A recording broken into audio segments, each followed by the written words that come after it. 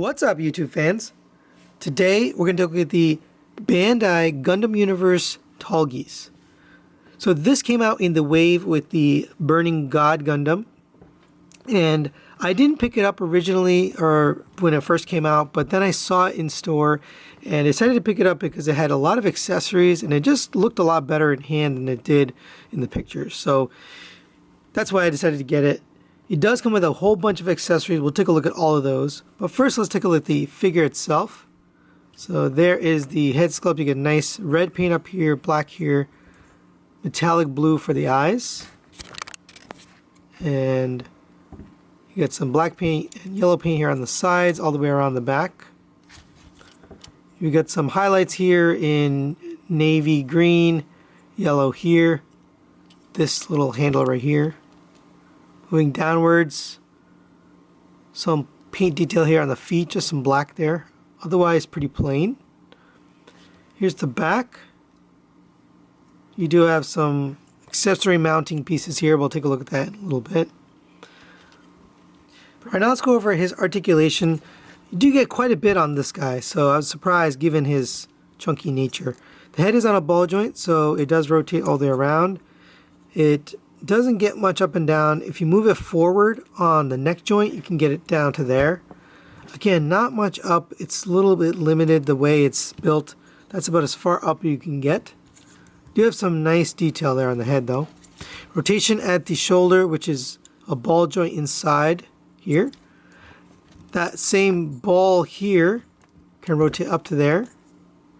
And this piece can also move independently, so you can kind of get that out of the way if you need to. You have an attachment arm here. We'll take a look at with the weapons later, but it does go up to there and down to there.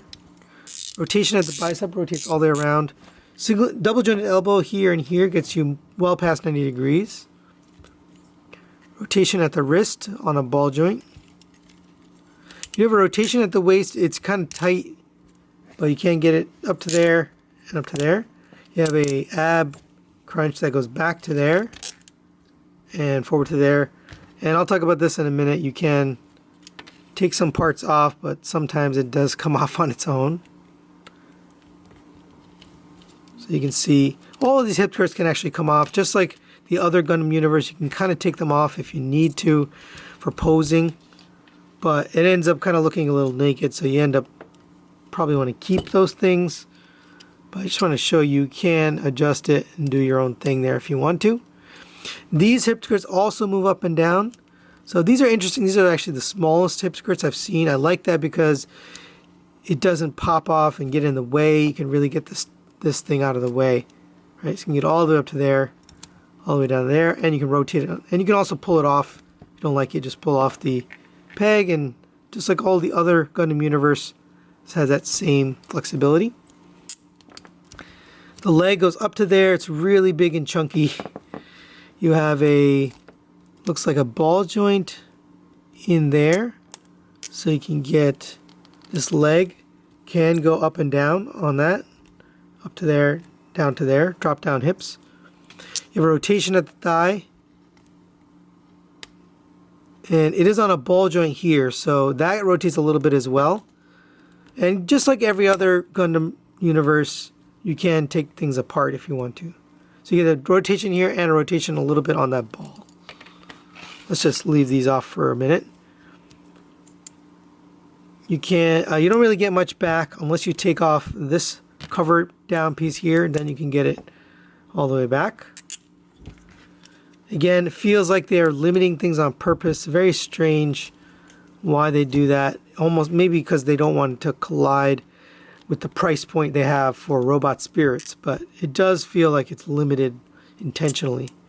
You get a double jointed knee, gets you past 90 degrees, although again, limited because of the sculpt of the knee. You have ankle tilt out to there, out to there, up to there, and back to there. And it's on a ball, so you can get rotation as well. So that's a lot of movement. Oh, and you also get articulation on these pieces here, which we'll look at, but these rotate, basically. You can also pull these off if you don't want them, if you're not going to use them, but we are going to show all the accessories, so just want to show you can remove that if you like. Alright, now let's go over Tallgeese's accessories. You do get quite a bit of stuff with him. So let's take a look at the boosters first. So these are going to come and fit on the back here and right into here. And these do articulate. I do like that. Like so. And then you can articulate these wings out. I like to have them all the way out and then angled kind of back like that. And now he can fly, I assume. I don't know the anime here, but I assume he flies. He's called Tallgeese, so I imagine he flies like a geese. Okay, moving on, we do get this shield with a nice crest here, colored in a golden yellow with outline there and then black paint here. Here's the inside. You do get some hilts for some beam sabers. You can see there's a little slot there. He doesn't come with any actual beams, so you do need to use the beam from RX-78-2. We'll take a look at that in a minute. But you can see there's a little slot there for the ball joint, so go ahead and get that onto here. And this gives you some articulation, so you can push it back to there, up to here, into there, and then out all the way up to there. I like to have it kind of like this. So he's got some shield action there. Next, you get a trigger finger hand here. And of course, we're going to take this fisted hand, and that's going to end up back in the box like all the other Gundam universes. And then get this on here, and that will allow you to take the hilt. And here is the beam from RX-78-2, extra beam. You'll end up with a bunch of these extras if you've been collecting the Gundam Universe line. And you're going to go ahead and stick that in his hand, and now he can have a beam saber, if you like that look. I really wish his head would go up a little bit more, but there you go. If you take this beam saber out, then we can use his Dover gun here. So this looks like a long range rifle. You do have articulation here on the handle that helps get it into his hand. Obviously another little port there for the ball joint. So you can just have it hanging out there on the side. You can have it folded upwards, and you can go in and out on this joint. But of course the main intent there is to get it into the hand. There you go. There is Tallgeese with all of his accessories mounted. The only one left I didn't really talk about is this one, but you get this with every single Gundam Universe figure. And this is the little mount here, the adapter for the Bandai Stage Act stands. Although you don't necessarily need it. Here is the Stage Act stand, and you can get him kind of wrapped up using this type of little C-clip there. So let me get him posed so I can show you how this works. There is Tallgeese on the Tamashii Stage Act stand. If you're looking for these, you can just go to Amazon. They have these on there. Pretty cheap. I think it's like 10 bucks for two. Maybe prices have gone up since I bought one, but basically you can use the adapter, or you can just put them on there. Either way it works. It looks really nice. I'll probably have them displayed like this. So final thoughts on Tallgeese. Let's start with the positives. You get a bunch of accessories. I really like the boosters and the shield. They all look really nice. It's just really well done. The gun is alright. I think I could have used a little bit of paint or detail on it, but overall it's pretty good. It's a little awkward to get into his hand, but once you get it in, you can sort of pose it and it works. Also, another positive is you do have some paint on this guy. On the shield, on the chest, on the head, there is some nice paint. Negatives wise, again, you get some of the same issues. It doesn't come with the saber beam, just the hilt. So if you're not collecting the other ones, you're going to end up without this.